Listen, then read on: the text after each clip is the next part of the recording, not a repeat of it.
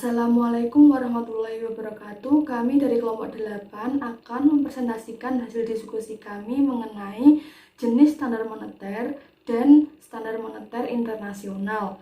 Sebelum memulai presentasi, saya akan memperkenalkan diri. Nama saya Lia Eka Sari, NPM 191872030409. Perkenalkan, nama saya Risma Puspitasari, NPM 191872030384. Perkenalkan, nama saya Rahma, NPM 191872030032. Baik, saya akan memulai presentasi kali ini. Standar moneter, pengertiannya adalah sistem moneter yang didasarkan atas standar nilai uang, termasuk di dalamnya peraturan tentang ciri-ciri, sifat-sifat dari uang, pengaturan tentang jumlah uang yang beredar, baik logam maupun kertas, ekspor-impor logam mulia, serta fasilitas bank dalam hubungannya dengan demand deposit atau simpanan yang setiap saat dapat diambil. Kemudian jenis-jenis standar moneter. A. Standar tunggal. Standar tunggal atau monomentalisme adalah suatu sistem standar moneter yang menggunakan standar uangnya berupa satu buah logam mulia, bisa emas maupun perak.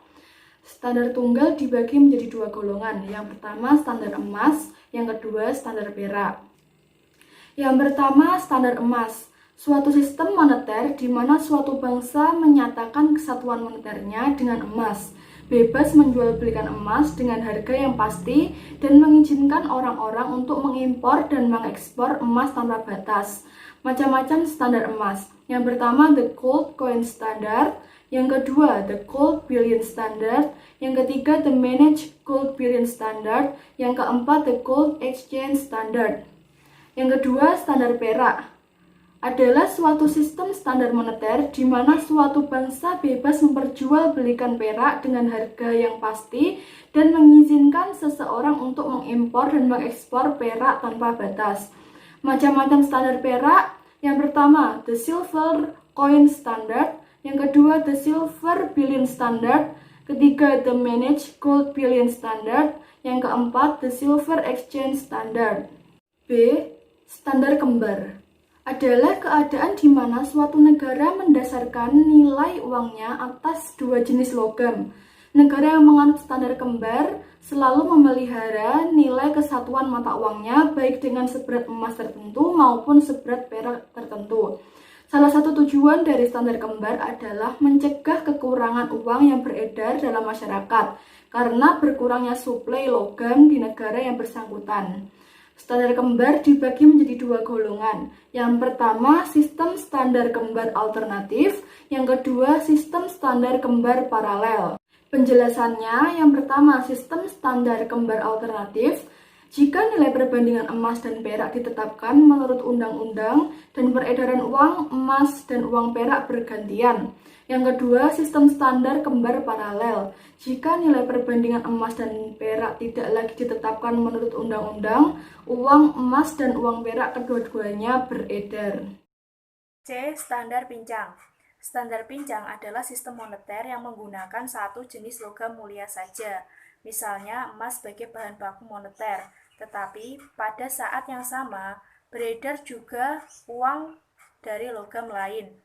Dengan demikian, suatu baku moneter dikatakan baku pincang bila baku moneter yang dipakai adalah emas. Tetapi di samping emas, pada saat yang bersamaan beredar juga uang perak atau logam lain sebagai alat pembayaran.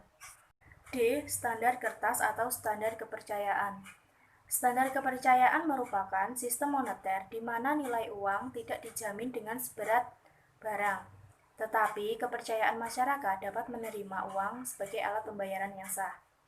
Banyaknya negara yang sudah menganut sistem standar uang ini. Dengan hal ini, peredaran uang tidak distandarkan atau tidak dikaitkan pada salah satu logam. Uang kertas ini sudah diterima sebagai alat pembayaran yang sah, terutama berdasarkan atas kepercayaan masyarakat kepada badan yang mengeluarkan dan mengedarkannya. Uang kertas diedarkan oleh bank sentral, tidak dapat ditukarkan dengan sejumlah logam yang ada pada bank walaupun dia tetap beredar sebagai alat pembayaran yang sah. Standar moneter internasional. Standar moneter internasional adalah suatu barang atau mata uang yang diterima oleh mayoritas negara-negara yang ada di dunia sebagai mata uang dunia. Mata uang dunia ini persis halnya mata uang di dalam suatu negara. Hanya saja standar moneter nasional harus diterima tidak hanya oleh warga negara di dalam suatu negara, tetapi oleh para warga negara di mayoritas negara-negara di dunia. Sejarah perkembangan sistem moneter internasional. Sebelum Perang Dunia I, standar moneter yang diterima oleh mayoritas negara-negara pada waktu itu menggunakan standar emas untuk transaksi-transaksi dalam negeri mereka. Setelah Perang Dunia I, pada waktu itu emas mulai ditinggalkan karena suplai emas yang tersedia tidak cukup menunjang transaksi-transaksi nasional maupun internasional. Setelah Perang Dunia II, perdagangan antar bangsa semakin membesar dan emas yang telah dibebaskan dari perannya sebagai standar moneter dalam negeri ternyata tidak cukup untuk menyangga volume perdagangan dunia. Pecah Perang Dunia II. Mata uang dolar Amerika merupakan standar moneter internasional. Meskipun dolar dan emas sudah dijadikan standar moneter internasional, ternyata dunia masih kekurangan dan terjadi masalah kelangkaan dolar. Saran mengenai standar moneter internasional. Yang pertama, menaikkan harga emas. Menurut ekonom Inggris Sir Roy Harrod dan ekonom Prancis Jacques Rueff, emas masih juga merupakan favorit dari masyarakat dunia sebagai standar moneter internasional. Efek-efek negatif dari proses kembali ke standar emas bisa dikurangi atau dihilangkan. Ada beberapa kerugian dari alternatif ini. Yang pertama, kenaikan harga emas memberi keuntungan kepada golongan tertentu saja. Yang kedua, dunia harus mengalihkan lagi sebagian dari sumber dayanya untuk produksi emas. Yang ketiga, standar emas mengharuskan setiap negara mematuhi atau disiplin. Saran yang kedua yaitu standar barang atau non-emas. Menurut ekonom Amerika Albert Hart, ekonom Inggris Nicholas Kaldor, dan ekonom Belanda Jan Tinbergen mengatakan bahwa barang-barang perdagangan dunia selain emas bisa dipergunakan sebagai standar moneter internasional kalau masyarakat dunia memang menghendakinya. Suatu standar moneter internasional terdiri dari satu kumpulan barang-barang perdagangan dunia yang utama. Saran yang ketiga yaitu Special Drawing Rights atau SDR. Cara menyediakan likuiditas telah dilaksanakan oleh International Monetary Fund atau IMF, yaitu dengan dikeluarkannya alat likuid baru yang disebut Special Drawing Rights atau SDR.